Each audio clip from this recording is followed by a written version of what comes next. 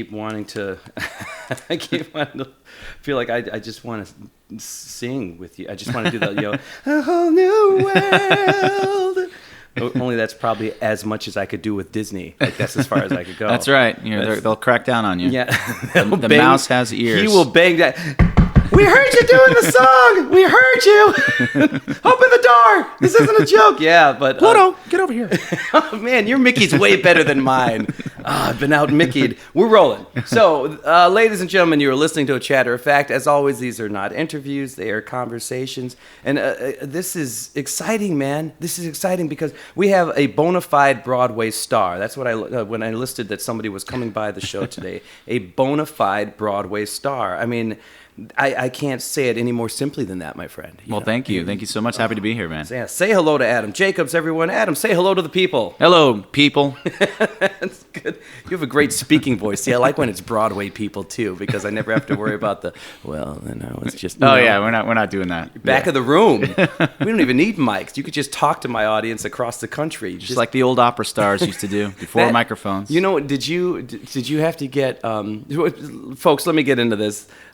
He truly is a Broadway star, actor extraordinaire. Basically made the role of Aladdin on Broadway. We all know it from the movie. We all know that. But when Disney decided to jump into the Broadway field, this is the first Aladdin, which is this. We're going to talk about all the stuff you're doing, but naturally, I'm blown away by the fact that you were able to be the first guy to make that Broadway, the onstage role, famous, and you were the guy that set it up and built it for what it was for the stage. Because you can't be a cartoon character, right? People already knew the film going in, and the goal was to try to make it your own and make it different from the film, but still stay true to that, that feel, that action-adventure feel. Right off the bat, I have to tell you, and everybody knows that I try not to do any research here, but still, once I kind of tickled the internet a little bit and saw what you do, I heard something from, I guess, a CD that you came out with. Yes. Okay. I did a CD of Alan Menken music. Now, you had a song from the movie on there. Oh, man, it's the up-tempo tune. One jump okay. ahead. Yeah. So One Jump Ahead, I heard a segment of that, and just from that alone, I could hear how well you entered the tone of the movie, because it totally felt like I was hearing the voice of Aladdin from the movie, but then there were these little dynamics that were totally unique and totally you. You even made just the recorded song three-dimensional. Thank you. Yes, that was something I just kind of came up with, and my arranger, and we kind of put that together. All those different voices, I'm sure that's what you're referring to. That's exactly what I'm referring to. The Scar voice, the sort of like the Chicago mob voice. And that's you! Yeah, that's me just coming up with crazy stuff, and my arranger was like, all right, let's try and fit that in. And we made, and then Disney loved it. My producers at Disney loved it enough that they're like, let's make a little music video of it, and they produced it and put it up on the internet. Oh, so that's out there. Can we find that on YouTube? You can. One Jump Ahead, Adam Jacobs. Google that, and you'll see it. Really? These are the things I'm going to be doing right when the show's over, man. You got it. No, I was really impressed because, again, finding that third dimension to pull that off just in the recording. Now it made me regret never seeing you up in the role, And the thing is, you still have the baby face. Like, you can still do this today. I don't know if you want to see like an 80-year-old Aladdin up there trying to like jump off of buildings, break his knees. One hip replaced by the next one. Yeah, that's exactly right. No, but it was really, really impressive. And the other thing that impressed me is this Chicago town, this city that we live in is a gift. Yeah. You guys all know what I do when I'm performing in the random shows and everything. It's so random, and I thought it was the sweetest thing. And it was funny when I met you. It was at the Botanic Gardens. Yep. And it was one of those concerts. The band I work with, Final Say, they do these concerts randomly during the week. And you were there. The first thing, I was taken by you first because we were doing My Girl by the Temptations. And I've been wanting to, this has been the Disney stuff, that's all great. This is the question I need to ask. Sure. You specifically, in the middle of the song, you were doing like a true Temptation step. Oh, that's the Jersey Boys step from Broadway. Oh, man. Yeah. Okay, because when I saw that, I thought, wait a minute, this guy knows. I didn't I didn't get the Broadway vibe until you and your wife really started dancing. My wife loves to dance. And when she started doing go. the do, I thought, wait a minute, did they plant these two? Yeah, right. They look too good. The moves are too precise. We're 20 years younger than everybody else here. Did you do Jersey Boys? I didn't. I had a lot of friends. I've seen it and Okay. loved it. And We had a couple guys from Jersey Boys on here. Some of them did the Broadway run, and then when it came through Chicago, Yeah. and they have this wonderful offshoot group called Under the Street Lamp. If you've Okay. heard of them, and it's basically former Jersey Boys cast members taking it on the road, Yeah. and doing like doo-wop Doing their stuff. thing. Yeah, man. So it's really cool. But anyway, I was brought up on a strict diet of like old soul music and Motown. Okay. And my dad was an old soul singer and stuff. Yeah. So that step came from the Temps first. Yeah, I way know. back when. Yeah. And when I saw you doing it, I thought, wait, how does this guy know? He Yeah. knows, That's So right. that's good stuff. Yeah, I mean, that's what oddly enough made me really want to talk to you. Like, hey, how do you know? It's like a secret handshake. It kind of is. It is. Yeah. But it's so funny, and I give you a lot of credit for this too, because I feel like we're dropping the name, Disney and Aladdin so much, but doing something like that and doing it on Broadway, it's not like you did something that wasn't as in the mainstream at the time, because that's still, that movie, I don't know if it's 25 years old, but that is still really embedded in a lot of people, yeah. kids and adults. For sure. So it's not like you were doing like, that random, Mickey Mouse character from 39 that he did in the one short, and you're doing it for a community theater, in Right. Utah. Like, No, this was... you did Aladdin This for was Disney. a huge property from Disney's perspective. Yeah. It's like they entrusted me, to play this role, and I'm like, you sure? So when knowing that was such a big deal, Yeah. you dropped it. And you told, when you'd mentioned that you were an actor and you'd done some stage work, the way you told me you were Aladdin, you dropped it like you were just dropping keys, like it was no big deal. And then It might have been my wife, actually. Oh, she likes to brag for me. But it was so, like, no big, we had to pick up some milk and bread. I played Aladdin, which is impressive. Well, thank you. You didn't throw it like a big, it wasn't like a Right. Mickey Mouse badge you were wearing. Yeah. And then I look it up, and to read, the descriptions, and to say that people are saying that you built that role for Broadway. Right. So there were initial readings dating back to 2010, basically. Because when was the run? Do you remember? 2014 is when it opened. Okay. And we had out-of-town tryouts in Seattle in 2011 and in Toronto in 2013, like right before. Wow. Broadway. Where'd you audition? It's funny, my journey with it was I was playing Simba in The Lion King at the Cadillac Palace Theater, of all places. Whoa. When the producers came out, unbeknownst to the cast, and just was, they sometimes do that. They come out and see the show. And they kind of said to themselves, I think this guy might be good to play Aladdin. I didn't know they were doing it at the time. And they called my agent and said, we want to fly him in for a week, take him off the tour, and start working on that. And so I was ecstatic. I had no idea, and I was, over the moon. They flew me in, and I'm sitting next to, the original Jafar, Jonathan Freeman, Really? Yeah, and he's like, 1,000 apologies, Your Majesty. And I'm like falling off my chair because I'm like, this is the original guy. It's creepy. He's like right here. Unbelievable. So yeah, that's how it all kind of started. Okay, so I was already in the back this Disney up. family I when it started. gotta back this up and then Yeah. get a little backstory, because it's not like you were, I was on the TV show as cop number 3, and they moved me over to cop number 3 on this. Like, these are two major roles and major properties. Oh yeah. From Simba to Aladdin, I've been very, very lucky. My 2 favorite Disney movies, and I Yeah. got to play those leading roles. So you'd mentioned you grew up on the coast, or Yep, I grew up in the San Francisco Bay Area, Half Moon Bay, just Okay. south of the city. You still have And, family out there? I have, a couple half siblings and aunts and uncles, but my parents moved out to Jersey shortly after I went to college in No way. NYU. Yeah. It's still there then, Jersey? They're out in the Princeton area. Oh, Mhm. nice. Mom and Okay. Dad. So, hi, Mom. Hi, Dad. Hey, Mom. Hey, Dad. Was that kind of your base? Was San Francisco your base when you were... And when I was growing auditioning? up, before I went to NYU, I went to, musical theater, Tisch School of the Arts for musical theater, and got my degree in theater. And you started out playing piano, correct? Yeah, so I started doing piano recitals, and really early on started with music and solfege and all that stuff, and at the conservatory, And at some point they said, if you want to be a concert pianist, you can, but it just means you got to practice for 18 hours a day in a room locked by yourself. And I was like, no, thanks. This has been fun.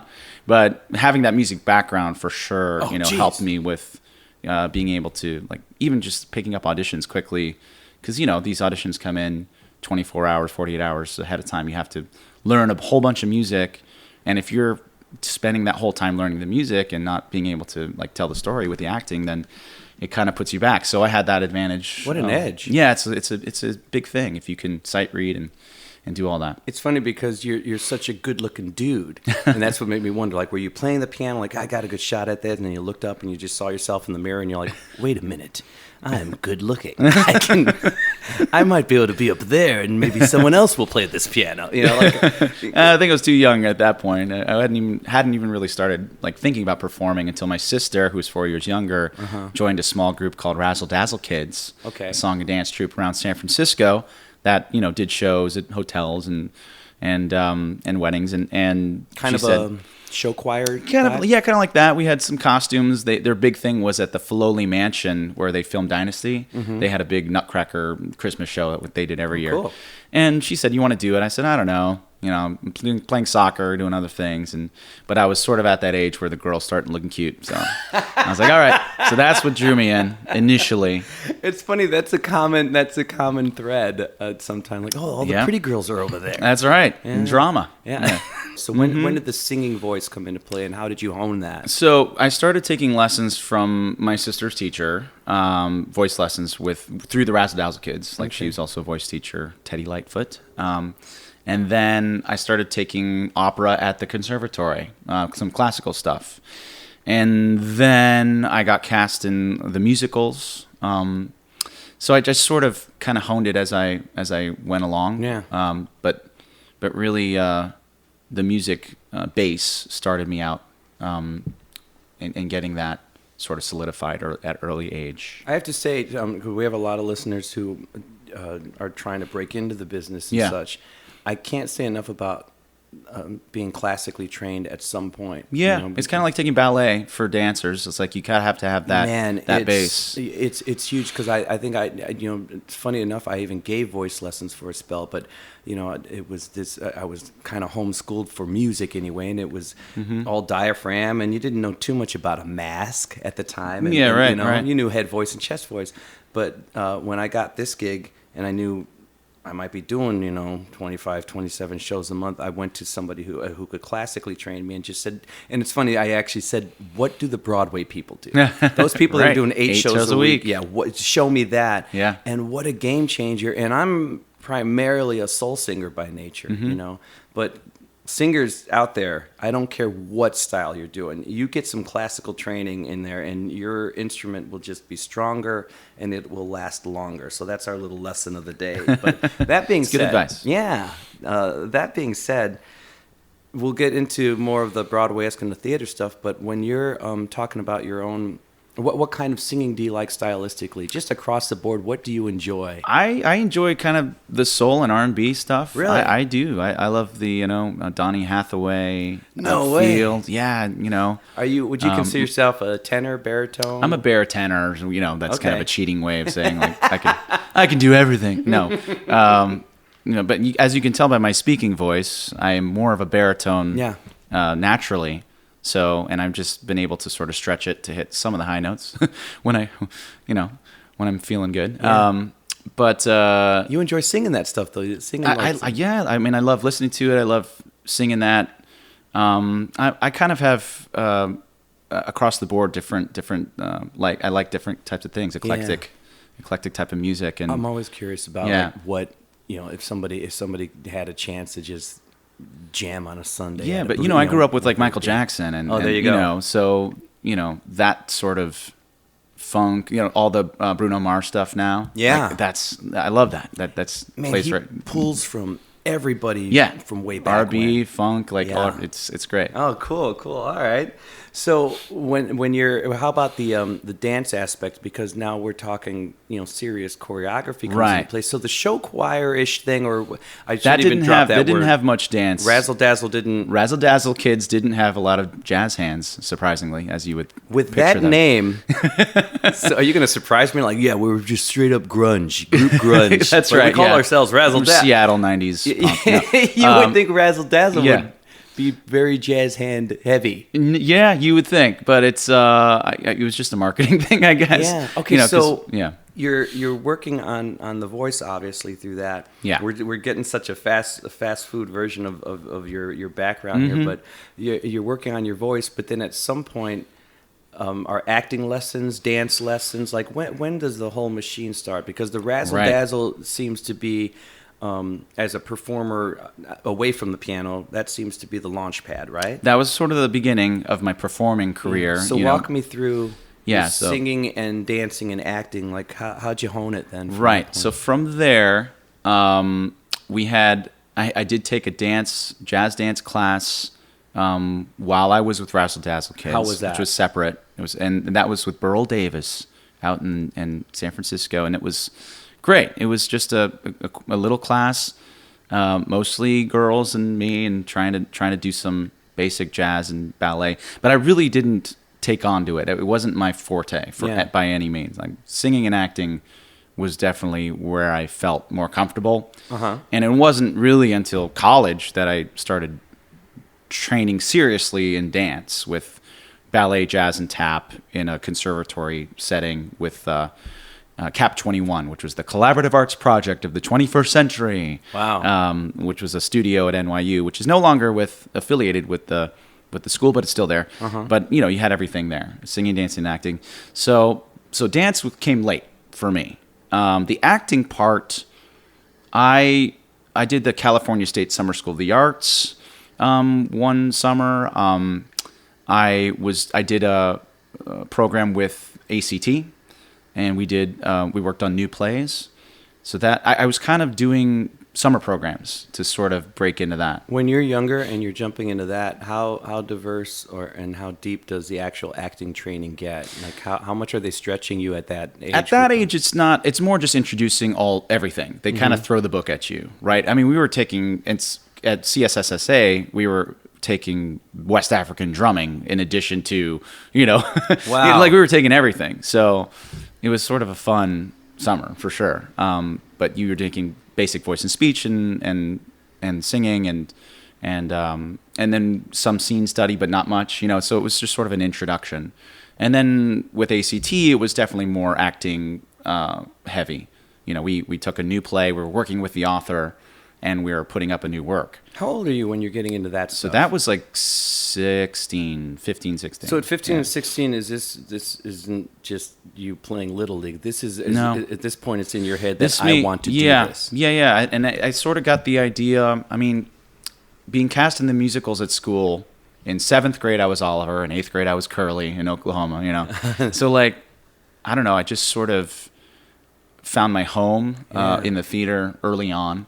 I found acceptance, I found validation as a kid, and I was like, oh, this is something I can do, and people are applauding. This is great, So I just kind of kept doing it, and luckily my parents, they supported me the whole way and drove me 45 minutes down to Mountain View Center of the Performing Arts to do honor song for Crazy Horse for Theater Works USA back in the day, and I dressed up as a Native American, and that was way down south. Or they would drive me 45 minutes north to my high school. I commuted every day up to St. Ignatius Jesuit High School. Shout out to So, parents who support. You know what I mean? Like they really put in the miles, literally, and they put up the money. And It's so tricky to get that support for the arts. it is because it was very spread out, and you kind of have to do that for parents to get quality, at least where I was living, to get the quality kind of training that they felt was necessary, that I felt like I was yearning for and craving for. It's they pretty felt cool it. Yeah. that the success you had early on I think it's kind of nice when you don't have to jump right into auditioning for commercials and stuff. So you were able to do some stuff that I was still a kid. Yeah, you were still a kid, but and whether you were fantastic already or just pretty good but on your way up. Yeah. There's something about reaching for the more attainable early on. And this is just a guess because I've never, I mean, I tried reaching for the unattainable musically for many, many years before I settled into the career. And Sure. But I think there's something to be said for finding some of the stuff. You don't even want to call it low-hanging fruit because you still have to be good enough to do this, and you're still competing with people. Oh, yeah. But finding things that just are a little more attainable and maybe a little less pressure. I think there's a lot of pressure once you get it. But instead of, being 12 years old and getting an agent and just auditioning, that scene, that can just suck tough. your soul and the whole thing. So I really like the kind of slow ramp that you put yourself on, and you were successful. Yeah, and that's sort of, my trajectory was definitely more of like you put in your time. Yeah. And some people graduate from college and go right into Broadway. That wasn't my journey. I did cruise ships and theme parks and really, I did the whole thing and regional gigs and eventually my break was the first national tour of Les Mis, playing Marius, and then got to play that role again in the 2006 revival. So well, hold on, let's back up a little bit and I know, go I'm jump jumping ahead. Oh no, that's fine. This is you are a pro at this show because we could almost call it like the digression factor. So so there's your acting, and then we know where the dancing comes in. So then when it comes to being a singer. Yeah. How did that kind of, how did you mold that? Right. So I had an affinity to singing with my musical sort of history. And I was good enough to audition for the main roles in high school and get the roles. And, as a sophomore, getting a lead role as Che and Evita, that one was Billy Bigelow in Carousel, right? And I'm beating out seniors. And so, I'm like, feeling nervous walking down the hall, but at the same time, very proud of myself. Yeah. To be playing a lead role. And really, I have to credit the drama teacher and English professor, Peter Devine, who saw that potential and basically honed it and told me you could do this for a living. And it was really him who set me on the path because at that point, I wasn't sure. I'm still kind of figuring out. I was still trying to figure out what I wanted to do. I knew I loved it. I knew I was pretty good at it, but I wasn't sure. And sure enough, it was Peter who said, that you can do this if you want. And so that was all I needed. That was sort of pushed me towards, all right, I'm going to NYU. Going to study theater. It's so funny. I feel like everybody's story and everyone's journey has to have that basis, the support base, which is nice. By the way, kudos to those people that have made it and did it without anybody.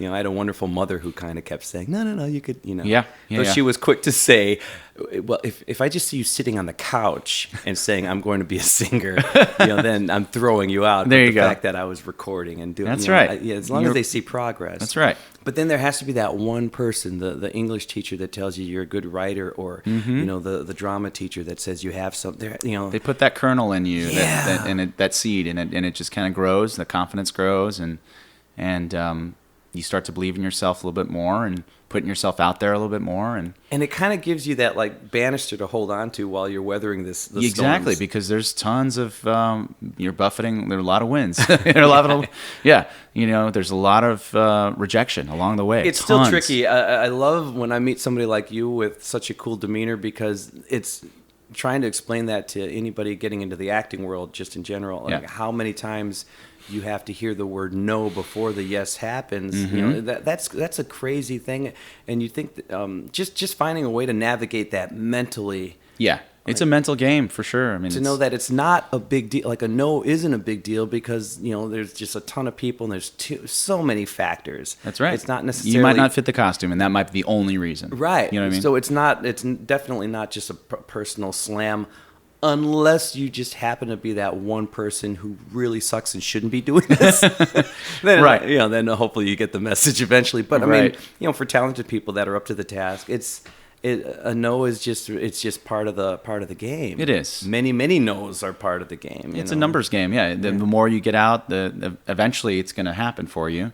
So it just takes time and persistence and determination, all that stuff. Yeah, I mean, Yeah. it's so when you get out of college, you already know I'm going to be a performer. Yeah. You have to go. We all know this. We have to go. We have to pay our bills. I was living in New York, and it's expensive there. It's a little costly in New York. So I did the whole cater waiter thing. Did you when did you do? Were you living in New York when you? Well, wait a minute. Right out of college, you're just okay. New York's the place to be. You knew you wanted the stage. Is that why? I knew I had to be in New York near Broadway because I knew if that's what I wanted to do. I mean, I could have I got accepted to Michigan and to USC and a couple, but I wanted to go to where the action was. It's so interesting that it definitely, like through all the journey when you were a kid and honing the craft, you definitely knew stage. It was never a point where like, I'm going to be in the next Mission Impossible movie. Yeah, I wasn't looking to be a TV star or a movie star rather. I got addicted to just the live energy exchange on the stage. That's cool, man. And it just felt real to me.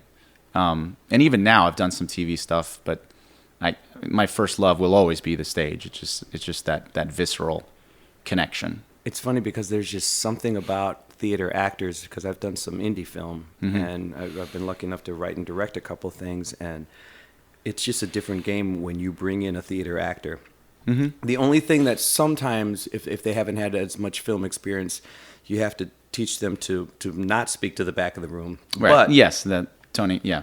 But the skill level from going from moment to moment, or having to repeat something, or finding that place where you have to be in, just crying on at the drop of a hat.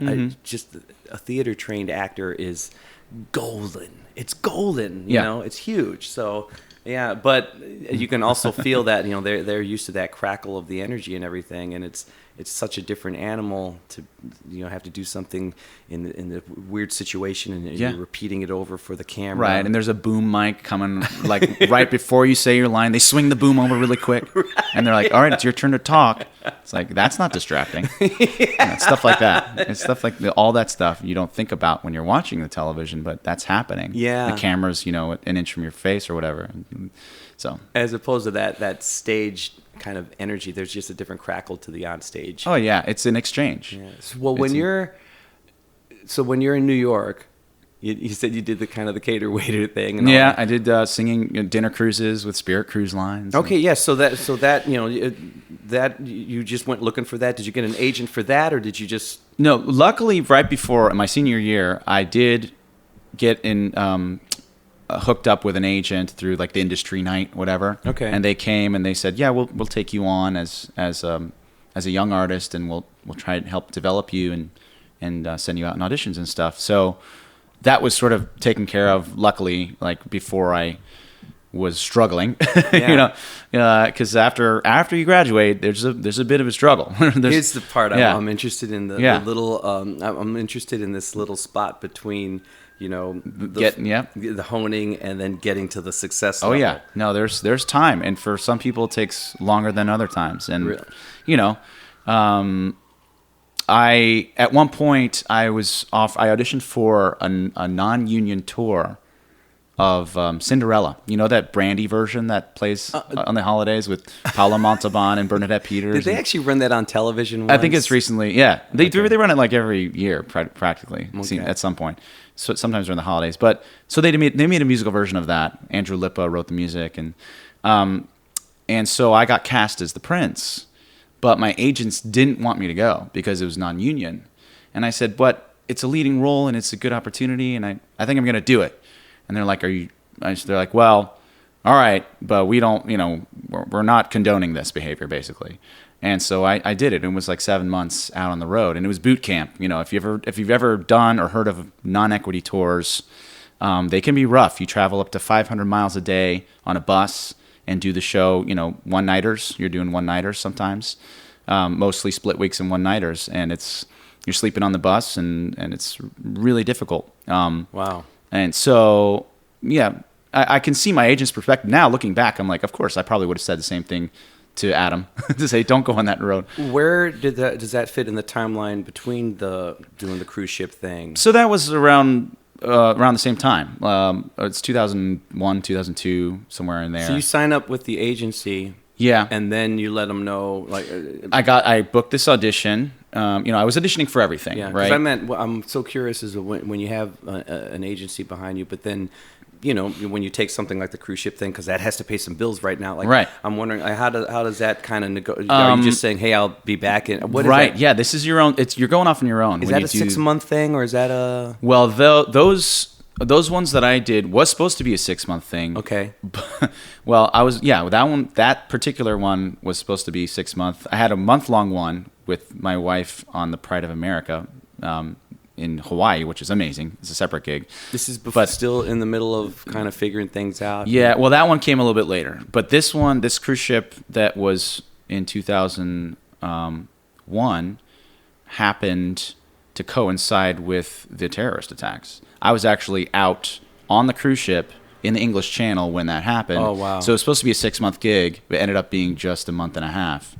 And we ended up, everybody had to go home. But the whole company went bankrupt, basically. Jeez. And so, but because of that, I then went to this Christmas show in Hershey, Pennsylvania, where I met my wife. Really? My future wife, yeah. So you auditioned for a Christmas show? I had worked with them in the summer of '99. I did the season with them at Hershey Park, and sweetest place on earth. And then my friend who was in the cruise ship show was going to do the Christmas show, and they knew they were looking for somebody else. So lo and behold, I go back to Hershey, and in the ensemble was this cute girl named Kelly Conert, and we were paired up as waltz partners. And sort of hit it off from there. Even though we knew she was going to Tokyo Disney for 7 months right after we met, after the contract was done, we, within that sort of 2-month period, we fell in love. And I said, "Oh crap! Now I got to fly to Tokyo." So I flew out there twice. You went with? I flew out there. Okay. Twice to Tokyo. Holy cow! Because I knew there was something there. We both knew there was something more there. Good for you, man. Yeah. Because it's such a funny industry, especially an industry that has us kind of moving around like that. When you're in that leg of it, where you'd never know where you're living from month to month. Yeah. It's contract to contract, cast to cast, and it's very flighting. So it's nice to find something. And I find that's very important for a lot of people, especially actors, to have something that can ground you outside of this crazy business, right? Something, whether it's family or friends or husband or wife, just something that you can always kind of turn to and hold on to the banister, like you were saying, something like that. There's a definite, just laid back, down to earth, normal vibe that the two of you have that I loved it so much. It was sweet and it was real. Again, I wouldn't have even known until you guys started dancing and it became overly obvious that these guys are pros. But there's something about that. So it's so tricky to fall in love while building the career. I know so many people that work hard to avoid true romance. Yeah. Because of when you're building the career, all the focus it takes. It does. And then again, like we're saying, you never know where you're going to end up. It's like, oh, I love you, but I'll see you next year. Right. We spent most of those 7 months apart while she was in Japan on the other side of the earth. Oh, it's crazy. So that was, and I was doing, Bucks County Playhouse summer stock at that time, and it was just rough. Now, where's that located? That was in Pennsylvania, near. Just over the border from Jersey. So did you move there then? Were you living? So I think that was during the summer. I was staying at my parents'. Okay. And after. So they were in Jersey at the time. Yep. Okay. Yep. And they had already moved there when I. So let me try to walk through this as best I can. You're getting the whole path. After the training, you get through, and you luckily enough at the kind of career day, there's an one agency particular agency, like, we'll make you a star, kid. Yeah, I like right. that face. So then you get into that, but then along the way you're making these choices to, some of them are just feel like good for the resume, like the touring company, but then you take the cruise ship because obvious reasons. Gotta pay the bills. You got to pay the bills. So in the middle of that, where do the little pockets fall into to audition with the agency? Like, where does the agency come in then? Right. So then, is it right after that one cruise ship kind of got cut short, or No, this was before the cruise ship. I guess I was still auditioning. They were sending me out, and I would do and they would send me out on the occasional TV gig, and I was not booking. I just was not.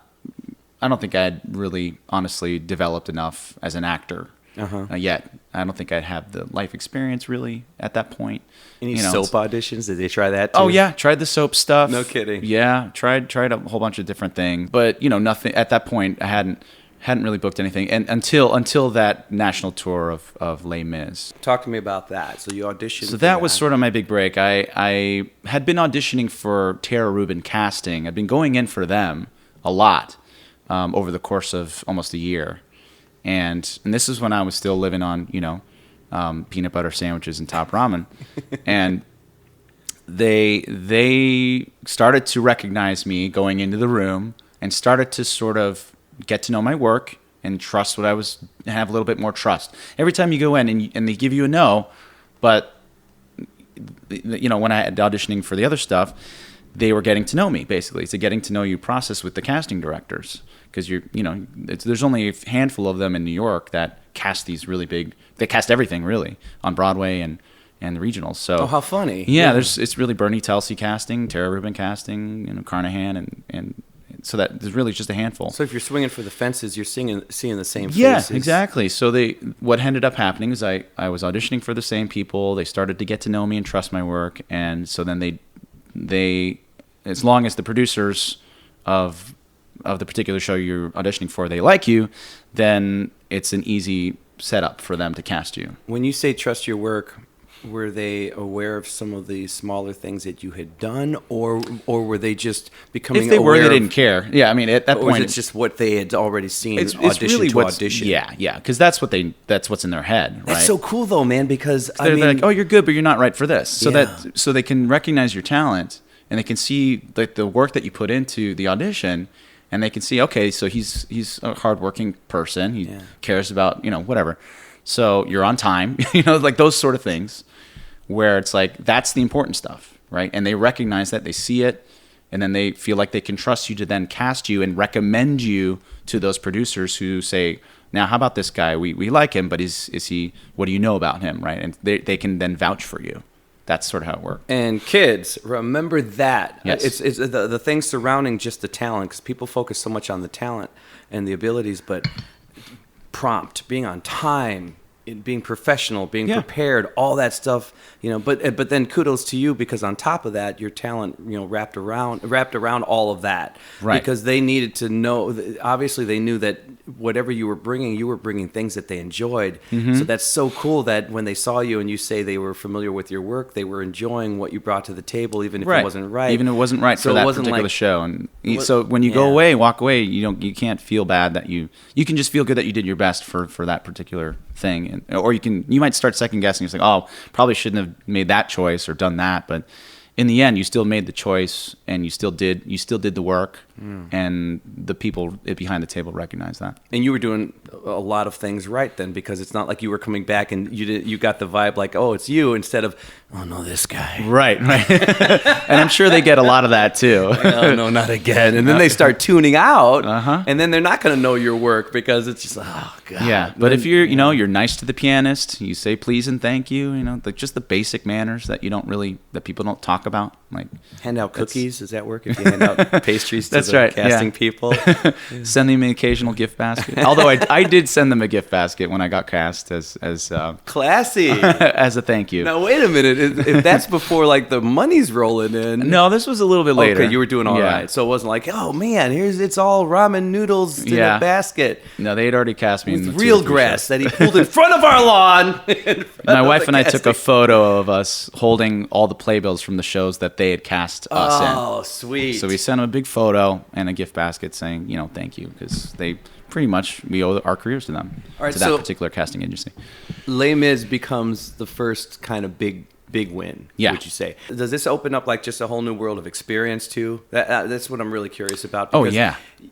I love the fact that you took the one touring gig. That's awesome that you took that gig, because you really got to see, a The different experience of it was, right. It was boot camp, and then I got to go to the big leagues and say, oh, wow, this is so much better. Thank you, Union. Thank Thank you, Union. There's breaks here. There's equity breaks. And it's like, oh, wow. Give me the walk me through this. You know, it's your first time, and this is major. So what you know, as a guy who's going through that for the first time, what was it that wowed you? What was it that just made you think, holy God, this, hey. Right. Well, first was the paycheck. You're like, oh, great, I got actual money. Right? Nice. Secondly, they'll pay you a per diem to pay for food. From town to town. Per diem for food and lodging and on the road. And so it's this sort of thing where it's like, wow, this is so much more civilized. I'm not sleeping on a bus, at 7 a.m.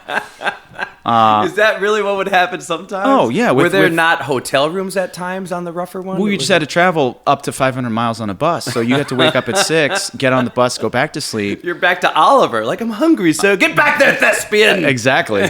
Yeah. That's what it was like, Wow. Okay. So then to go from that to a real, a real equity sort of Cadillac tour, although it was the third national, I shouldn't say like Cadillac tour is what they say for like the first national tour of a big hit, right? And Aladdin was like that. It was like big sit downs, month-long sit downs. Yeah.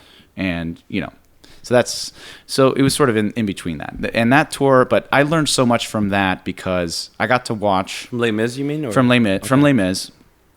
Going from the tour, well, even just on the tour, I learned a lot just from the principals out there. But then when I came to the Broadway production, so I got cast into the Broadway production from that tour.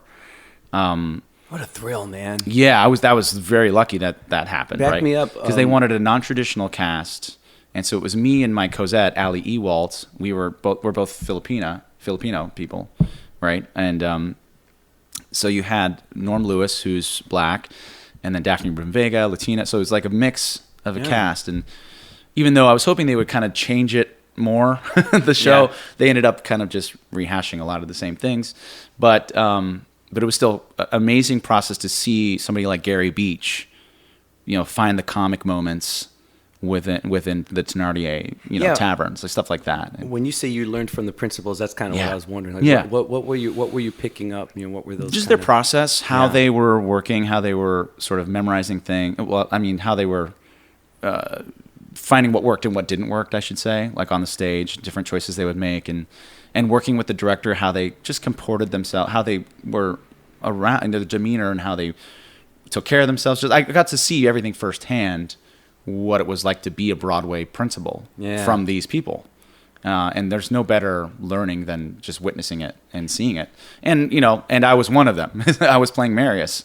So I was lucky to, share my dressing room with Anza Ross and, so it's stuff like that. So cool, man. And at some point, are you, because now you're a peer, but at the same time, you're picking up from people that have been from the vets. So are you asking questions, or was there just more observing? Yeah, I was just more observing and taking it all in. That's sort of how I've been my whole life. Yeah, I kind of wish I was a little bit more proactive back then and sort of asking them more pointed questions and specific stuff, but I just was happy enough to see them do this amazing work and to share the stage with them. I felt young at the time still, and so I was just trying to do my best work and not be this like nosy little actor. I was acting cool, I'm like, all right, I got this, that sort of thing. They're dropping a couple like maybe veteran terms you've never heard. You're like, oh, of course. Oh yeah, sure. Right. That old nugget. Everybody knows what the backlash blink means. What? So before we keep going through the journey, that kind of makes me want to jump ahead to a quick question. Are you, once you became a vet yourself, could you almost sense the guy that was you, when you're seeing a younger actor for the first time in the big game? Does it make you a little bit nurturing, or do you just kind of... I definitely have respect and empathy for a lot of the fresh faces coming in. When I was on the first national tour of Aladdin, I was definitely the vet at that point.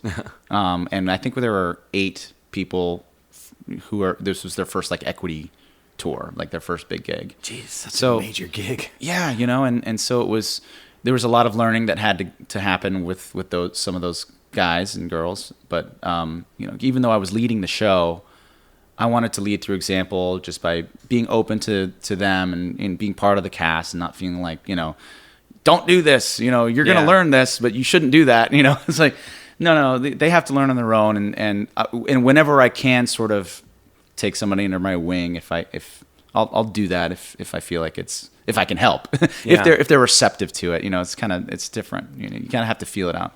We're going to take the quick eye blink, and then we're going to jump into all things Disney, because I want to hear about the Lion King experience. I didn't know that you did that. So Lion King, Aladdin, Where You're Headed Now, and then just some other stuff in between. So this is your eye blink, people. Take it. That was your eye blink. A second for you and like 17 minutes for us to go over Disney dance choreography. We had a Disney dance off. He won. So, all right. So this is huge, man. It's so funny because I've been wanting to talk to you about the Aladdin thing, and then all of a sudden you like sidewind me, you smack me, you like totally just threw a mouse at the side of my face, and you hit me up with the Lion King, because Lion King, hands down. If I had to say my two all-time favorite plays, Lion King and The Color Purple are the two that just spoke to me. Sure. I'd never seen anything like The Lion King. That blew me away, and I really went for it. It was like an anniversary gift. So my wife and I had maybe second row seats. Okay. And at one point when if you guys haven't seen it, they really bring the cartoon to life and then some, because it's the first 15 minutes is the best. God, in the theater, the puppetry best. and I don't even know how the actors are doing these things, but at some point, the giraffes and the things are basically coming down the aisles. Yeah, the elephant going up on the stage. A giraffe in our face. And fascinating. But anyway, so you're blowing my mind, man. I did not know. Yeah, So, I did a year on the road with that, and then a year on Broadway. Yeah. It's like, oh, you thought I was cool? He thinks I'm cool, honey. Wait, hold my beer. I'm going to show him So, all right, where does the thread come from? So you do Les Mis. So Les Mis happened. Still, even during Les Mis, I had already auditioned for Simba. Didn't get it. I auditioned for that role over the course of about 8 years. Whoa! Yeah. And I just kind of kept going in, only because the casting director, Mark Brandon, was like, he kept giving me notes to like work on. So he sort of saw... Notes like what? Like, what is that journey, note-wise? Sort of like, they're mostly acting stuff, because I think, vocally I was hitting the notes and stuff, but he's like, you're on the verge. At one point before I booked it, I'd been going in, but I wasn't really embodying the character yet.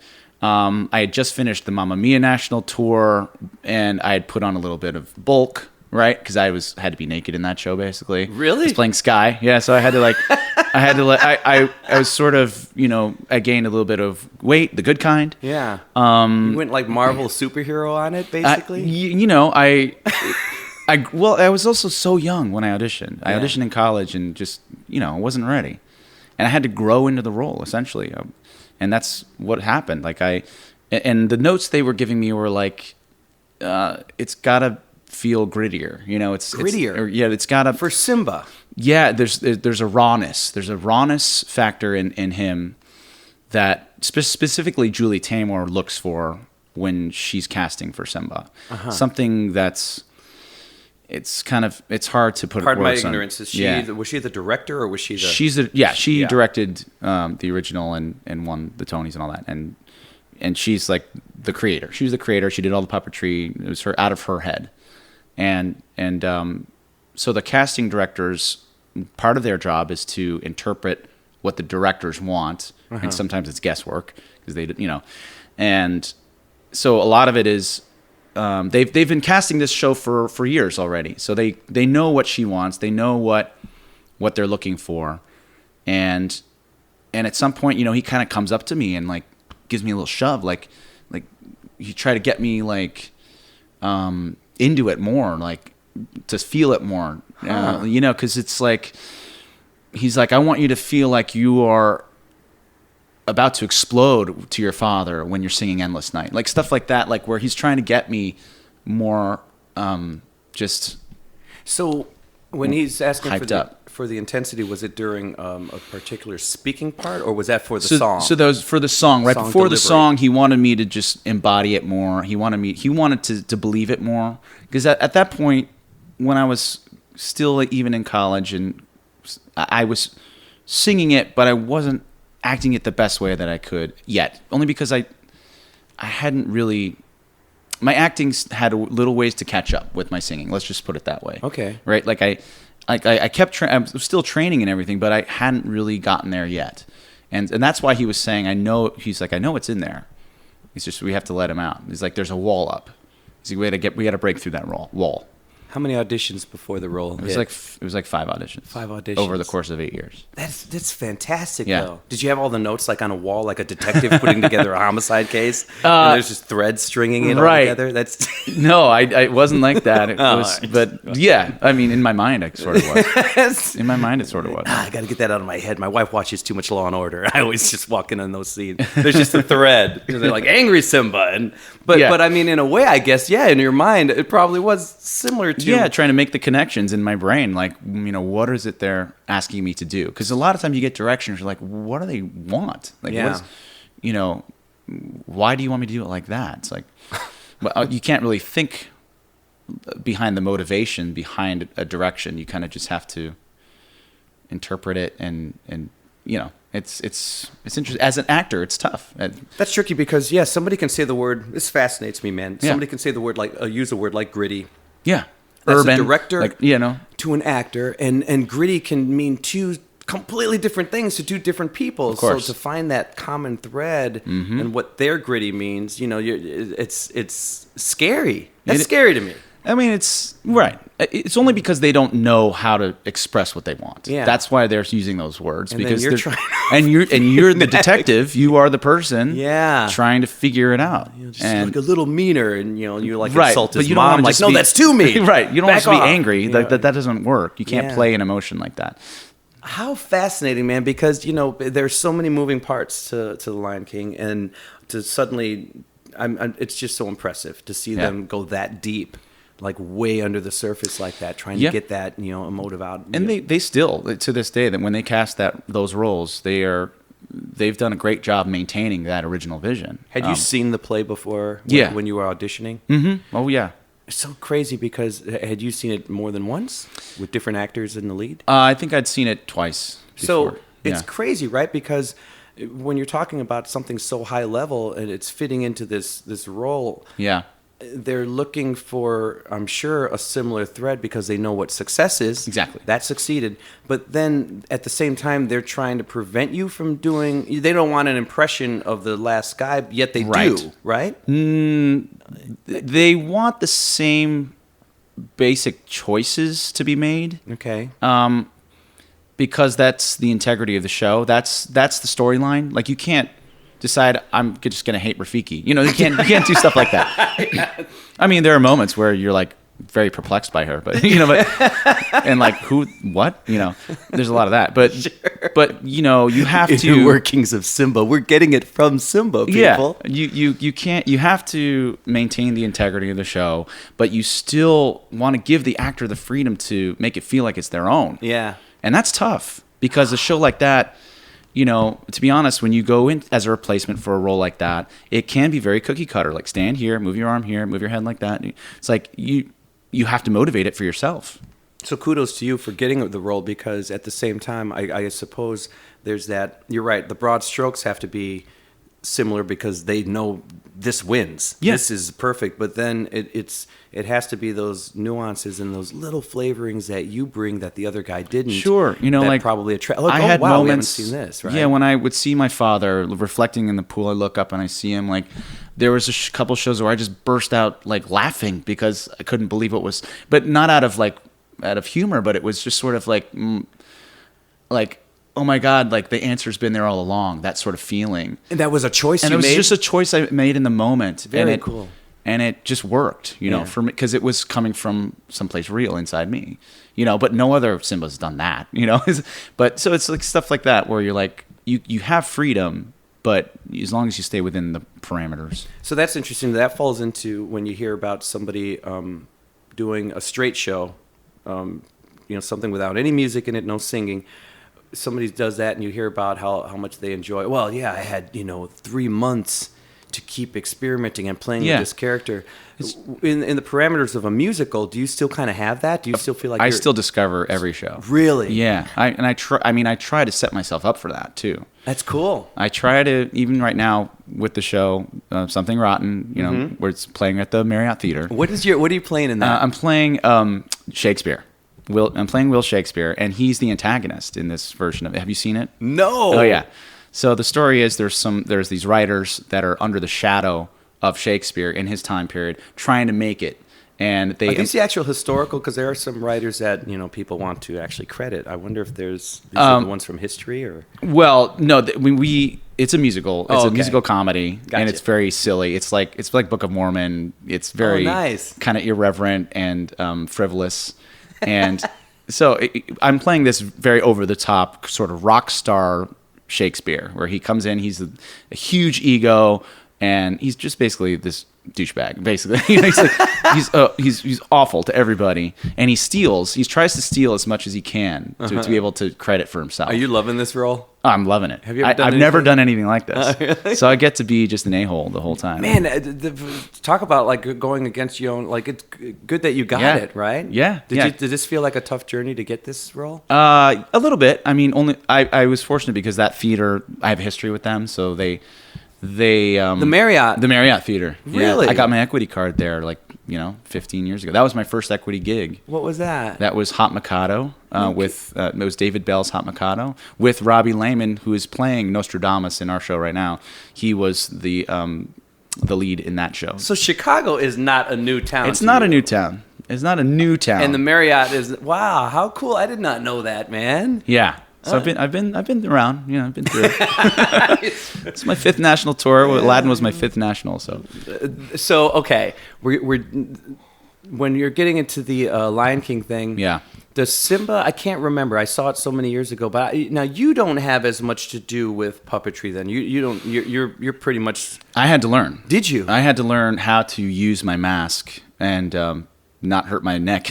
Oh, right. Because he has his mask above his head. Yeah. Just like Scar. How long did that take to get? And it weighs as much as about a football because it's carbon fiber.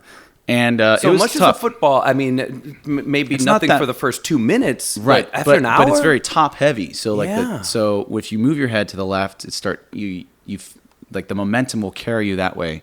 So you kind of have to feel. You have to get used to the feeling of it. And dancing, I had to do cartwheels in it and do double turns and God. stuff. And so it was tricky figuring that out. Did you find yourself doing something like I better work on shoulders or working out a certain part of your body, or was it just I'm going to do this and I'll strengthen in the heat of battle? Right. I mean, after doing it, you're like, okay, I know what needs to happen. Like, I need to get more strength in my legs. Basically, these shoes are not the best. Every Simba I've talked to has had left knee problems just because Really? the way the role's been built. Left knee. Left knee problems because of the particular choreography that you have to High do. five me right now, man. You were Aladdin and Simba, dude. Yeah, I'm the only guy who's done that. So Are you far. really the only guy? So far, yeah. That's mind blowing. I'm incredibly impressed. Well, there is a guy in Japan. Forget that guy. We're talking to you. You've been to Chicago and you were both? Good Yeah. Lord. I mean, as far as theatrical and musical roles go, Yeah. I mean, that's kind of the top of the peak. It is. Those are iconic characters. They are. Iconic. Just, all right. Well, my mind's blown, man. My mind's blown. Again, you swing a tail at me like that when I'm going Aladdin. You're like, oh, check this out. What? Just hold my dead deer. I don't know. Whatever lions eat. So, okay. You're going through that. And so that had to just be a joy. And then that was... Yeah. Now, that was... as well, your first time really seeing the change and everything. Like, oh, this is the high life as far as, at Disney money. Right. Yeah, that was my first Disney gig, and that was like being welcomed into this amazing family, from the beginning. Are you doing things outside because it's such a big production? That's such a big property. Yeah. Are you suddenly doing bigger things than you'd ever done outside of the stage, like maybe commercial things or certain appearances or anything like that? Or Not so much. I mean, Disney sometimes, we got to perform on Good Morning America because of their, ABC, Disney owns ABC. Cool. So, stuff like that where it's still under the umbrella of Disney. But, I mean, I guess, my profile, like I was more recognized around town and stuff, which was weird, Talk to me about that a little bit. Well, because you're playing a lead, when you're playing a lead on Broadway and you have to walk through Times Square to get to your theater, it's just, you're going to meet people who are fans of theater every day. And sort of naturally, you're going to be approached and be like, oh, I saw you, Simba, you were great. Although, as Simba, I wasn't recognized nearly as much as when I was Aladdin, just because that was a bigger role, and because I was a lion with, like, red paint on my chest and, right. and a big headpiece. So I wasn't as recognized. So... would you say the combination of or let me ask you this, how does Aladdin happen right after The Lion King? Pretty much, because it was coinciding with that, because we would do the out of town, then I'd go back to the year of Simba on Broadway, finish that out, and then go to the next out of town for Aladdin in Toronto before Broadway. I have to keep moving this thing forward and stop being so freaking impressed, man. Like, and in between there, I played like another role. I played Zorro. And I had to learn how to sword fight for that. Really? Yeah. What was that play? That was done in Atlanta. They did it was the U.S. premiere. They had done it in the West End, and it won some Olivier Awards, and it was great. And then they did it in Atlanta, and I played Zorro. And so you get to be cool on top of everything else. I got to play that fun role. I've never thought about any kind of true stage kind of career. I've gotten to play some pretty awesome. But if I did, roles. you would have my dream career. That is, Zorro is just cool. Yeah, he's cool, right? So as you know, there's a certain cartoonish or certain. Oh boy, what's the word I'm looking for? It's just a wholesome vibe that you really need for any Disney character, no matter what. Though Aladdin's pretty cool too. But for Zorro, he's dirty. He's Zorro's a badass. He's a badass, and he's got that machismo, right? Yeah. And then you get to flip it and play sort of the Faye character. That's right, the softie. The softie, yeah. So Don Diego Don Diego de la Vega. Yeah. You have him. Your life. I got to do some fun stuff. You get to hone this amazing craft, but then play make believe, right? With cool characters. I mean, you're not getting the sidekick roles. No, I've been fortunate to play the leading man roles. Unbelievable! Oh, you're the coolest theater guy I know now. I apologize to all the theater people that have been on the show, but he wins. You just won. I gotta. If I have a mountain of theater guests, I gotta put you at the top, man. Well, thank you, man. Thank you. Unbelievable! Your totem pole is amazing. Yeah, right. I built a totem pole. I'm telling you, the masks and the lion thing. It's a good idea. Maybe somebody should draw that. Somebody should paint that. That's a painting of you. You need a self-portrait of that. Carve it, put it in the backyard. Make a fountain. Listen, we've put it out there, universe. Fans of Adam Jacobs. Now you know what to send him. I need a totem pole artist. He needs a totem pole artist. I like that. You say that like a celebrity that's been around. That's the first time that you've sounded like a star. Bring me a totem pole artist. Clean him up and bring him to me. Yeah, I like that. You have to like clap as he walks in. All right. Okay. Man, my mind is blown, dude. You're very cool. Thank you.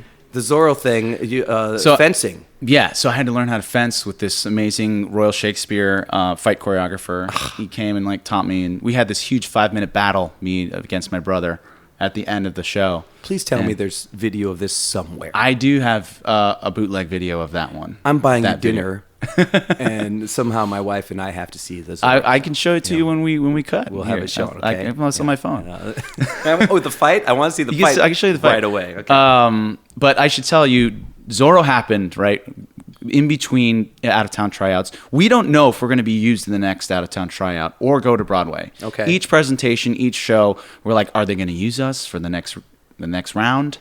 It's every person's dream to develop a show and go to Broadway, but that rarely happens. And so we were lucky that that Disney and Casey Nicolau, the director, wanted to still use us. He trusted us and brought us all the way, the whole way from the very beginning, all the way to Broadway.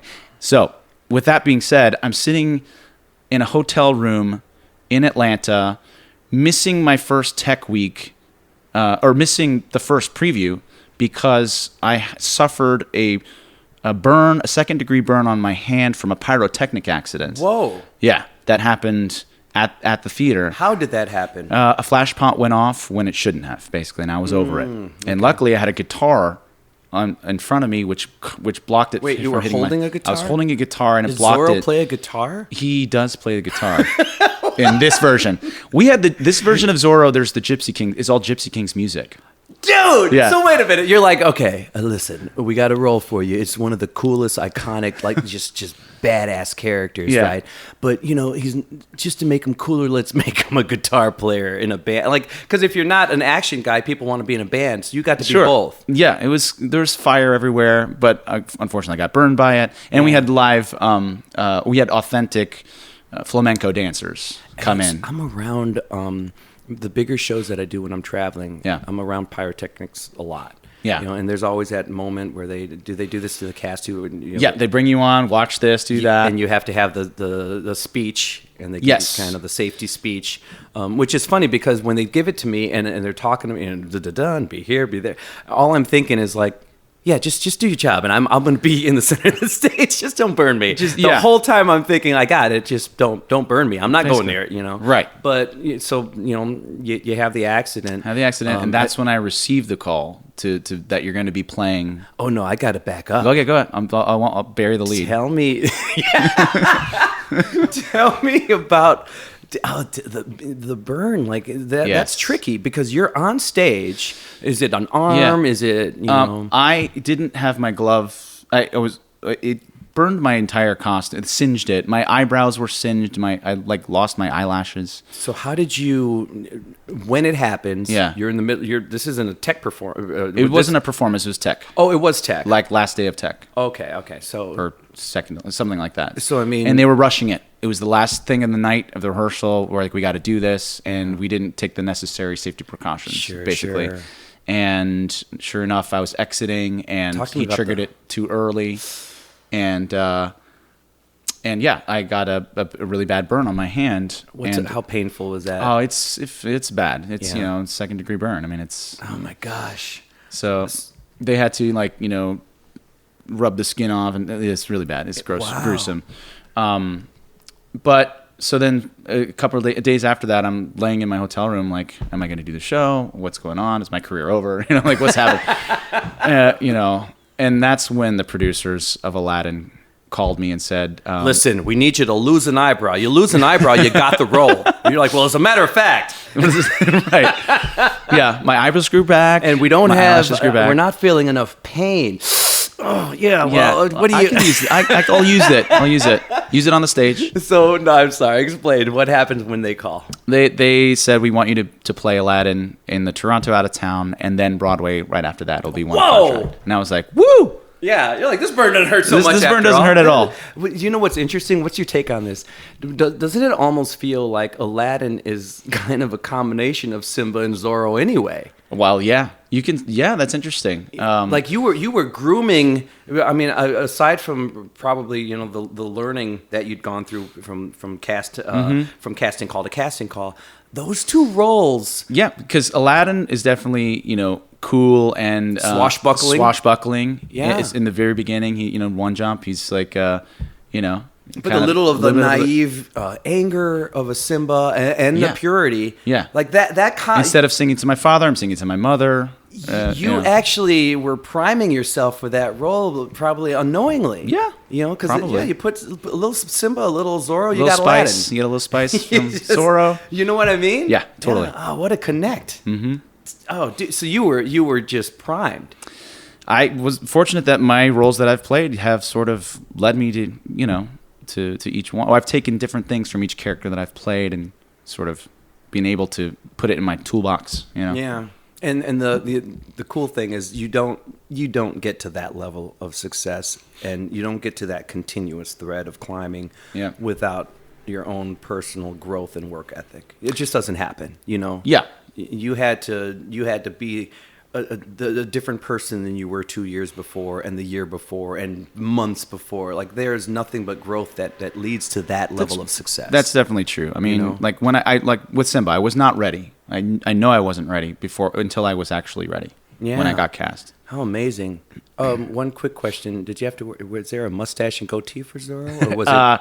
Yeah. There Okay, was, I'm there. trying to- I grew out my own facial hair for that one. Did you? And the role I'm playing right now, I have a big Shakespeare mustache, which I can't and a beard, a goatee, which I can't grow out because I'm half Asian. So. Hold on, I just told you that. It's not even a physical thing. There's just rules. Yeah. No, I know that I always say don't talk about dates on this, but just for lengthwise, how much longer is this run? Because I need to go see this play. Oh, now. yeah. How much time? Do I have time? October 20th. I'm gone all week this week in San Diego. Yeah, no, you have like another month. I'm going to this thing, man. Yeah. I'm going. All right. Okay, I'm on a mission now because I got to see you work now. Sure, man. I have You to gotta come see check it this. Oh, and I'm gonna show up with I'm gonna hunt down a Zorro, Lion King, and Aladdin playbill. I'm making you just sign them all. I'm just gonna fangirl out like, dude, this is fantastic. But what man, your journey. I love your journey. Thanks, man. Yeah, it's I've been So fortunate. I wanna finally. Here's what's great about you, man. You're a freaking onion, dude. Because the lead was supposed to be the Aladdin thing. I had no idea it was this interesting and diverse. Oh, future hosts out there, just don't do too much research because then the surprise and the joy is real. You're like a present that I keep unwrapping. Like, what? No, there's truffles now? I was just going for the Kit Kat, but there's truffles. It's just amazing, dude. Thank So, you. all right, let's see. Before getting to the Aladdin, well, no, because your CD happened after Aladdin. So let's jump into Aladdin. Sure. So you get the call. You're half burned, alive. You're on death's bed. I'm just making it more dramatic now. Sure. You had to crawl to the phone. You could barely answer, and then you were going to give up. And then you found the will to live because you got the role, and then you suddenly healed. And as they were talking to you, your eyebrow grew back. That's right. Yeah, it's miraculous, instant healing, just like Jesus.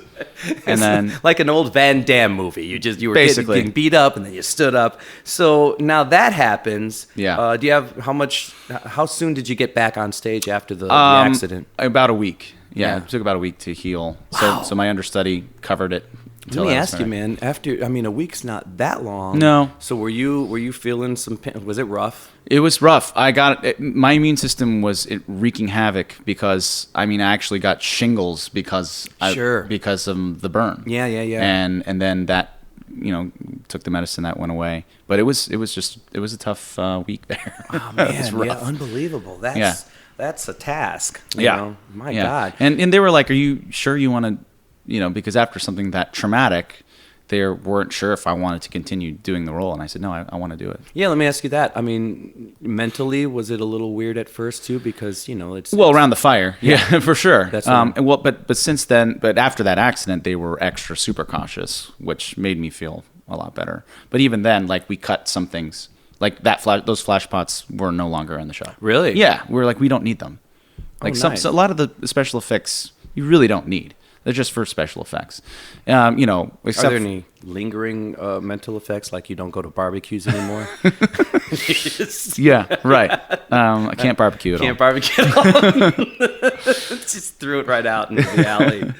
Never again. Oh, I get it, man. It's traumatic. Yeah. Let me talk about Aladdin. Yeah. So let you talk about Aladdin. Sure. What am I saying? So then you get the call. You finish the Zorro thing, which by the way is just cool. And it's so weird because when we first met and you told me you were Aladdin, or maybe your wife did say it, but either way, when I found out, I looked at you and I thought, You can see that. I can see that. When you say Zorro, man, I can totally see it. You see that too. I think of two Zorros. I like what Antonio Banderas did. I thought it was perfect. And then oddly enough, Disney did it years ago, and I remember seeing a rerun of it or something when I was a kid. My dad showed it to me, and it was this one actor. I think he was like a lead role in the old TV show Lost in Space. Yeah, and Guy. I can't remember. I know. Was his first name Guy? I think right? it's Guy. Yeah. And there's something, and you look like kind of a cross between those two, actually. I could see it. It's crazy. Yeah, you'd make a great Zorro. Yeah, I've been fortunate to play a variety of different roles because of my mixed ethnicity. I've been really helps. Lucky with that, for sure. Yeah, because it's hard to get a handle until you said Filipino. Like, you could have gone anywhere. Yeah. Oh, right. Nice.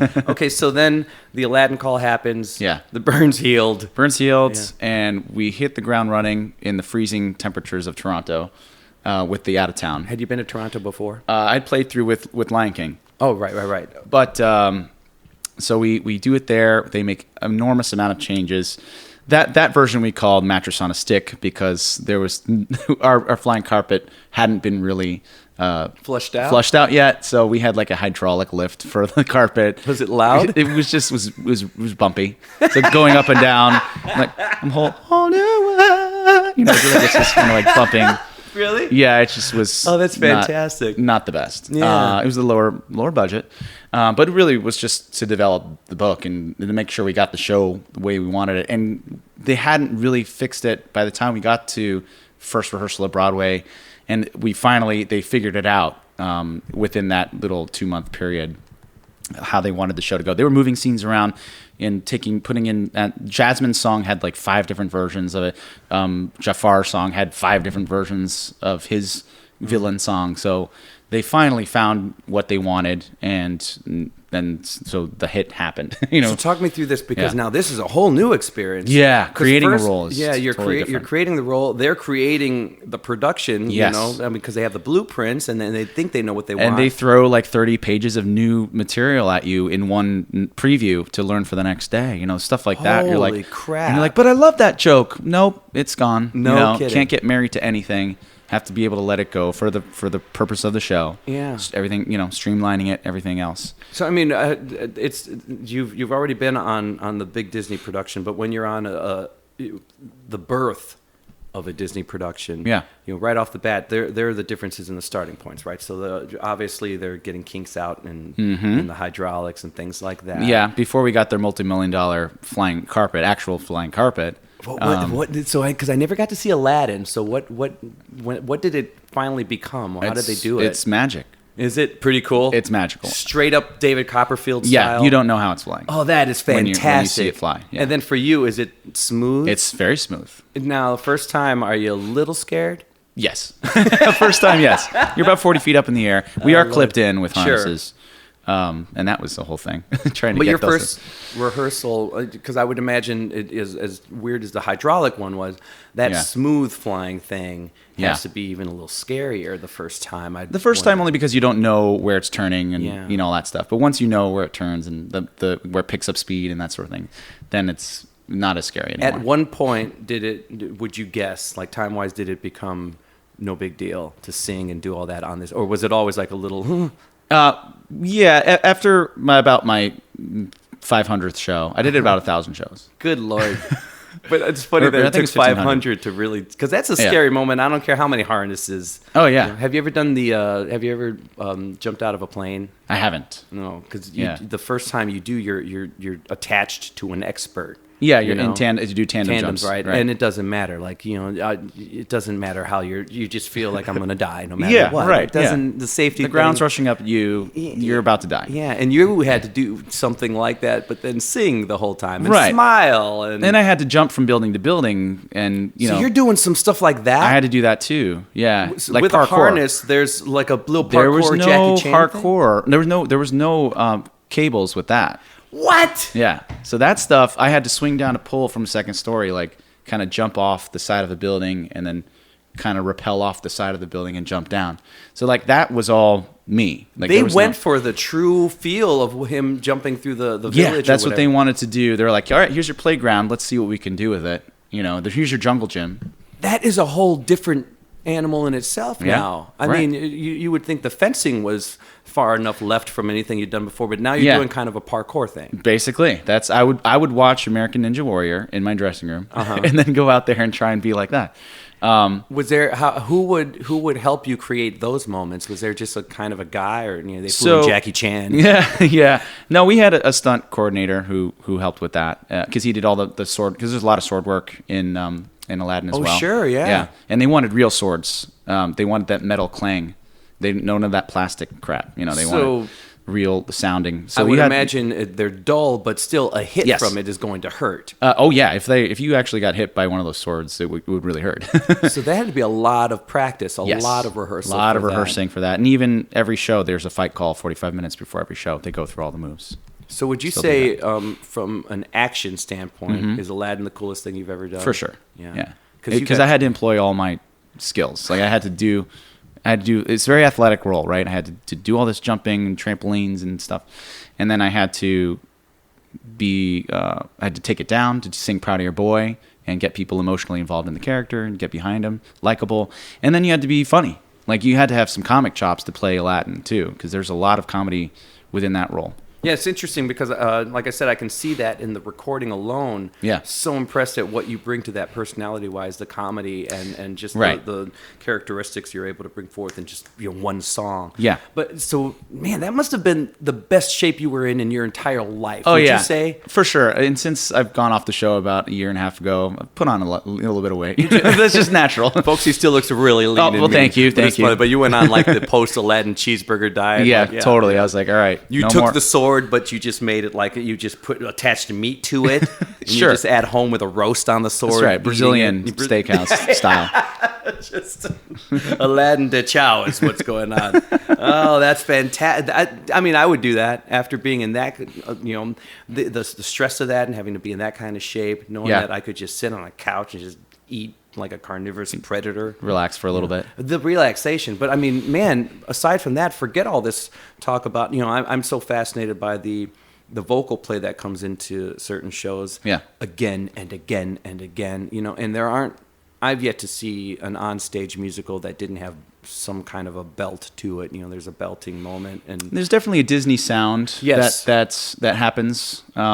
but to me in general, like most of them, there's moments where you really have to push. Yeah. So let's forget about that because that's already hard enough Yeah. from a consistency standpoint. Sure. Doing that again and again. But now we're talking, having the comedic and the acting chops, but then the parkour thing and then breaking down into a song. I mean, that... One Jump Proud of Your Boy is literally a minute and a minute and a half after One Jump.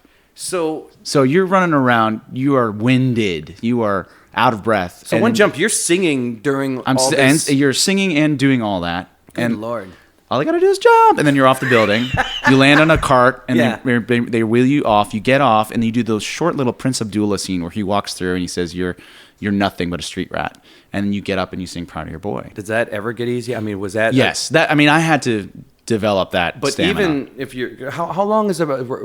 Once things are more or less locked down, and I'm sure even 2 weeks out, there's Yeah. still little changes happening. But I mean, how long would you say you were able to rehearse that again and again? Like, did you have a month of maybe that? It was about a month. I mean, I wasn't doing it every day because we had to build the show and working on Sure. different things. But it was throughout that month. But really, until you're doing it 8 times a week, you don't know how tired you're going to be by that 6th, 7th, 8th show. Yeah. So that stamina just builds up naturally as you're doing it. That's the only way to really get that. Is there ever a time, I mean, I imagine the live adrenaline helps. Yes. That's another factor that you don't think about during rehearsal. But was there a time maybe in month one, maybe forget that, week one, where it really was happening? You did the One Jump thing and you're doing all that. And then all of a sudden you're breaking down and you're like, were you consciously, I do that to this day. Yeah. There's the left side of your brain is always working.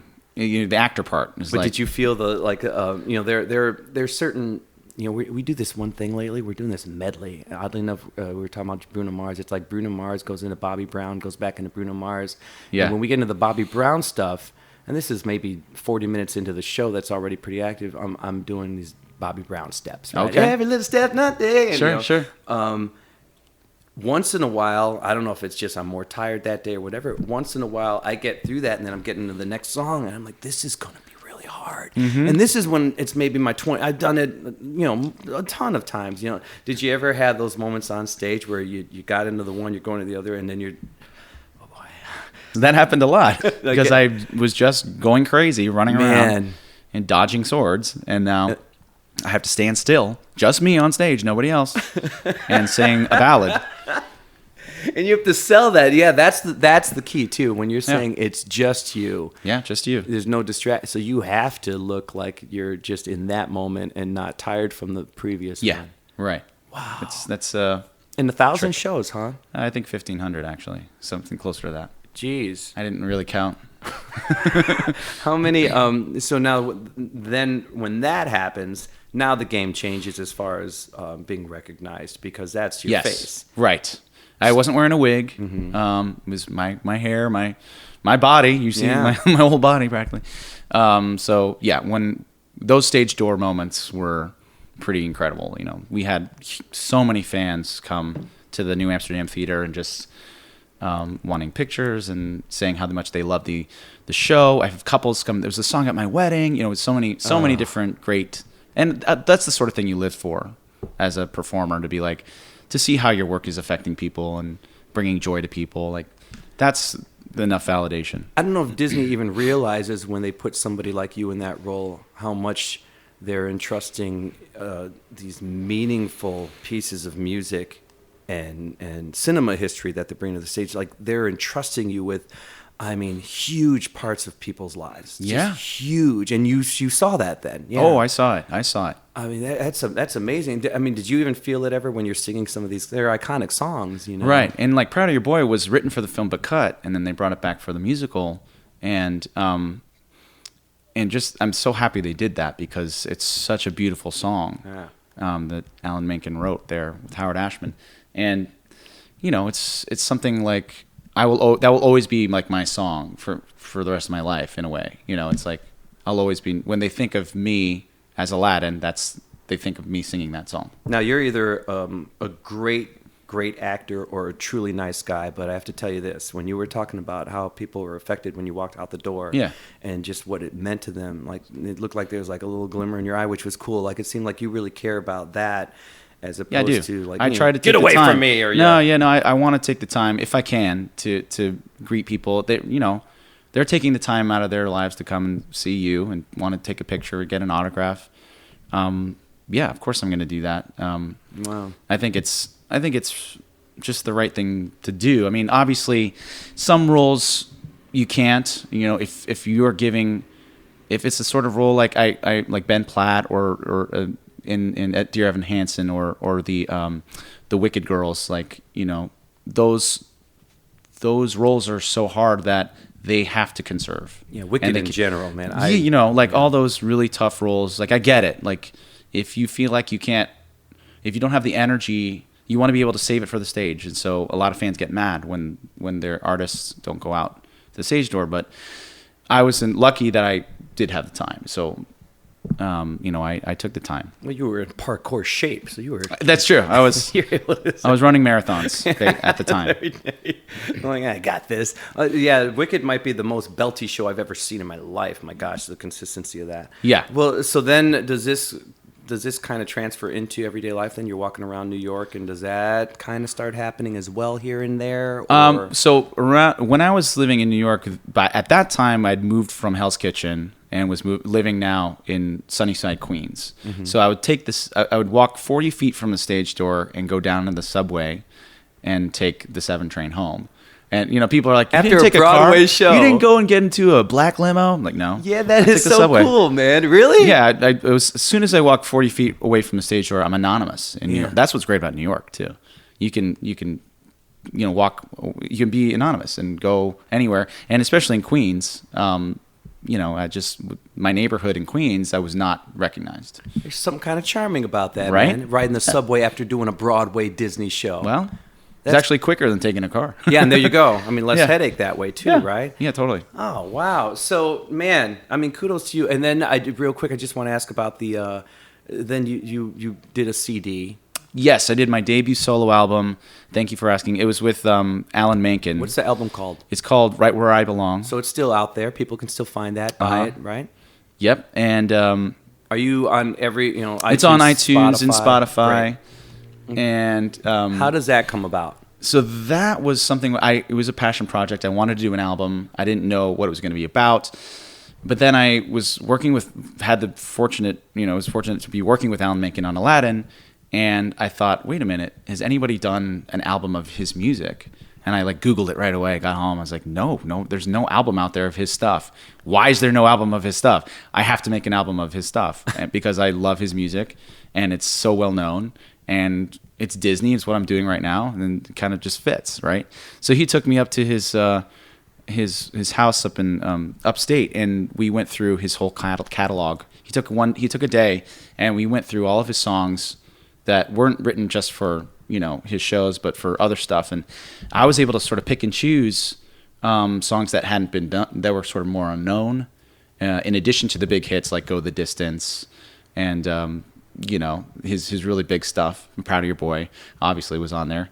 So I was kind of able to make this really great CD geared towards like heroes and underdogs. That was sort of my inspiration. When a lot of people do these things, they're asking for permission and that's it. They don't often have personal contact with the actual right. person. Like he gave me his blessing, but then also like took an enormous amount of time to like, go through his entire catalog of music, his trunk songs, and go in there and be like, oh yeah, I wrote this for this guy, but we never made it on his CD. What's he like?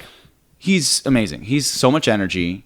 He's, I don't know how he's just one of those guys who's like super productive, super down to earth, very nice. When we were doing Whole New World, I'll tell you one quick story of how we were doing Whole New World in rehearsal. And he comes in, he's like, yeah, I think we should maybe change Whole New World up a little bit. And we're like, you want to change the Grammy Award winning song, the one that everyone knows, you want to change it? And so he's like, yeah, he sits behind the piano. He's like, I think we should do maybe, add a key change and maybe like add some suspension moments. And I'm like, awesome. So, he's very open to new things and just very approachable, super approachable guy. Man, I don't think about that when it comes to Broadway music, because what I love about, I do it and real famous people do it when they record a CD or something. You do your album version, but then you do it live and you kind of spruce it up a bit. I would have never really thought of that for like a Broadway show because it's like you said, it's an opportunity to relook at something. How cool that he spruced it up. How'd it feel? The changes. It was beautiful because he added the key change right at that dramatic moment when the carpet takes off. He added these beautiful string moments that are just kind of floaty. At the beginning, this whole recitative moment right before we added some material like right before the song, and so very speak singing stuff at the top. So all this really great stuff that was added in. So not just the physical, but would you say the combination? Man, I hate to jump back into the play, but very quickly, would you say that's just overall the hardest role you've ever had? Yeah, for sure. Just from even just a physical stamina standpoint, but it's also the most rewarding because I had to do so much. I had to use so much of myself. There are not many guys that could do a role like that. And then if you take all the guys that could do the role, there are not many of those guys who could do it to the level where people are going to love it. Like, this is something special, man. Like, you obviously are good enough to do all these other things, and many people have done these other roles, but to build this one in particular, I mean, that must be a Mount Everest moment because not many people could take it to the level that you needed to take that to. That's personality. That's all your training. That's all your entire life's journey. Right. To give that your own special, my own spit charm, shine. my own. I mean that's man. That's an impressive one. I mean, that's a badge of honor you can wear for the rest of your life. I will always have that. Yeah, that's amazing. Well, how did it feel was that your first time in a studio, by the way, or did you do some studio recordings? That was my first cast recording. Yeah, it was with that. Okay, so then by the time you got to your own solo project, right? You'd had some studio. I had a little bit of experience. studio time. Okay. Yeah. And how'd you like that, man? How'd you like being a solo artist for? It was cool. Yeah? It was cool for a little bit. Just. Were you able to kind of take that and perform it here and there, or was there not? I did a couple of songs from it here and there. Yeah, but I haven't done a concert of just the album songs, and haven't. I'll tell you what. I mean, you're in the town for that. Do you know that? Like, this is a town where because it's funny. You guys know about Elliot Lewis. I was telling you, I did the. We had Hall & Oates keyboardist on here, who used to be the lead singer for a group called Average White Band, AWB. So he'd been around. When Hall & Oates performs the big stadiums, they'll come to Chicago. He'll book one of the smaller rooms, and many people like this do that, and they'll do like a little solo thing. Yeah. I mean, the dude from Aladdin performing his solo CD. Chicago's a town for that. You have to do that. All right. I'm gonna bug you about make that happen. I think if you did it, for one thing, you wouldn't have to work as hard on marketing as other people would. I think it would be a treat. I think people would love it. I'd love to go see that, and I think it would be a whole different kind of reward that you haven't felt yet. I think you'd really like it. I'm putting it out in the universe right now, man. I think I'm nodding my head. Yeah, I think you have to do this, and I know Oh man, it's gonna happen. You need to do this, man. All right. This is. I just gave you a new bucket list item. Okay, it's on there. Yeah. So moving forward, Yeah. You'd mentioned one time when I was first trying to book book you on here, you had to fly to the coast. You do some TV auditions still, or are they film auditions? Like, what are you just auditioning across the board right now? Yeah, I mean, I'm not across the board. I mean, I'm when I'm doing a project like right now, I'm in Something Rotten. Like I don't. I guess I am looking towards the next thing. It's mostly concerts and benefits that I've been trying to get to the coast and do. Like, you know. Oh, I see. You know, that's been most of my time has been doing. Like I just went out to DC to open at the Kennedy Center. They opened up a new theater space called The Reach. It's an outdoor space. Oh, cool. And they had a huge 16-day festival and bringing in artists from all over. And they had a Broadway Under the Stars night. And I got to sing with some Broadway stars and sing some Broadway music. And so that kind of stuff is what I've been. Because you're officially, oh man, you know, there's this one guy who made the Jesus Christ Superstar role famous, who I'm forgetting. You know who I'm talking yes, about. yeah. Now, Shoot, okay, so yes. right now we're We're tired. The coffee wore off, people. All right, forgive us, Broadway. Yes. But the thing is, Ted right. Neely. Yes, Ted Neely? I think it's Neely. I think it's Neely. Now that, you know, that name was iconic. No matter how many people play that role, that was his name. And like, you're this generation's Ted. Like, you're that guy. Like, Right. isn't that amazing? Like, that's you now. It's pretty amazing that, you know, when they think of Aladdin, they'll think of Your name is the name that's going to be dropped, and that's I mean, like that's man, you've lived a life, man. Yeah. So It's all downhill from here. next week I'm just doing a backyard reading of Happy Days Greatest Hits. What? It's a TV show. Yeah, well, times are tough. Got any ramen noodles? Well, so let me ask you this before we let you walk out of here. Is it a little easier because of the past? I know there's a struggle for everyone trying to get roles. I know at some point, you know, you can have all the success in the world, but then when you jump into certain pools, you're starting over again in some ways. Sure. Like the TV film world. Right, exactly. Yeah. But is there a comfort right now? Like, do you feel like, okay, you know, you kind of know the phone will ring, and you know, do you feel that security because you've done these big things? Does it feel pretty good? Yes, I'm not entirely nervous about what's going to happen in the future. You know, I have kids now. I have 5-year-old twin boys. Twins? Yes, we didn't really talk about that yet. Oh, that's a chore. They were born first day of rehearsal for Aladdin in New York on Broadway. What?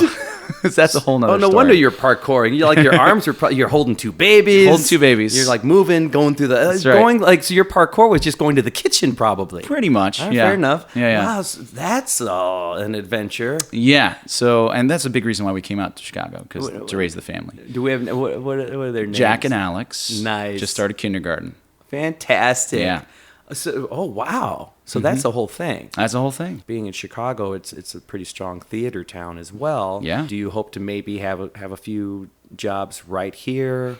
Yeah, for sure. I want to work more in the city, and you know, being at the Marriott has been a blessing. I did a show there last season. It's great doing one theater here. too. Yep, and you know, I'm just gonna try and see what happens being out here in Chicago, and I feel fortunate, like I've had the success in New York, and if New York were to happen again for some other show, for some role that I thought might be good for me, maybe that might happen. You know, I'm still open to anything at this point, but right now I'm just happy, you know, setting up a base, a home, you know, because I've been touring, like I mentioned, for so many years, and it just feels good to have like a real home with a yard, and you know, getting that set up. So I'm enjoying that. I love the vibe you and your wife had when I met you, because you guys were just looking for something fun to do near Chicago. It was just you could tell you had just your feet on the ground in a nice warm way.